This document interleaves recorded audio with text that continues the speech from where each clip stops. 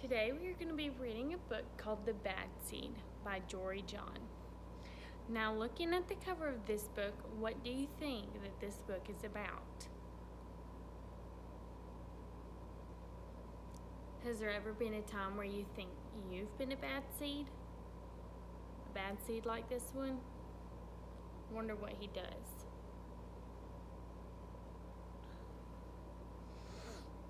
I'm a bad seed. A bad seed. Oh yeah, it's true. The other seeds, they look at me and they say, that seed is so bad. When they think I'm not listening, they mumble, there goes a bad seed.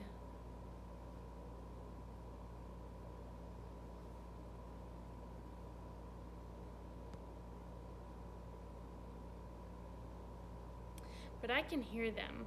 I have a good hearing for a seed. How bad am I? You really want to know? Well, I never put things back where they belong. I'm late to everything. I tell long jokes with no punchlines. I never wash my hands or my feet. I lie about pointless stuff. I cut in line every time. I stare at everybody, I glare at everybody. I finish everybody's sentences and I never listen. And I do lots of other things too. Know why? Because I'm a bad seed. A bad seed. I just can't help it. Sure, I wasn't always this bad. I was born a humble seed on a simple sunflower in an unremarkable field. I had a big family, seeds everywhere. We found ways of having fun, and we were close. But then the petals dropped, and our flower dropped. See all the seeds falling out of the flower? It's kind of a blur. I remember a bag. Everything went dark, and then a giant. I thought I was goner. I thought I was done for. I screamed and I hollered, ah! But then I was spit out at the last possible second. Pachoo! I flew through the air and I landed under the bleachers with a huge thud. Thud. When I woke up, it was dark outside. A wad of gum had softened my fall. I felt okay, but something had changed in me. I'd become a different seed entirely. I'd become a bad seed. So explain more of what you think happened that made this little seed from a good seed that came from his flower with his family to turn into a bad seed.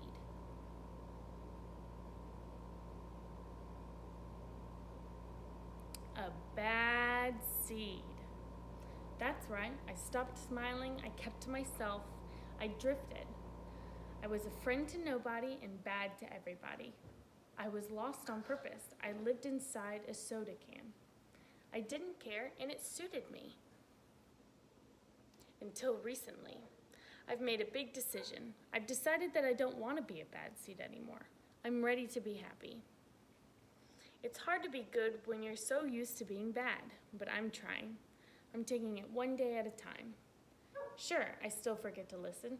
And I still show up late, and I still talk during movies, and I do all kinds of other bad stuff.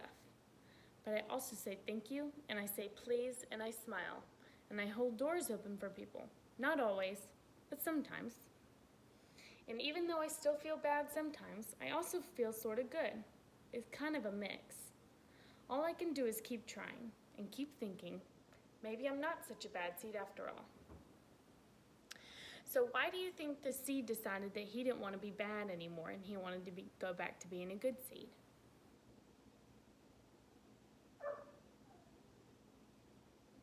Hey look, there goes that bad seed.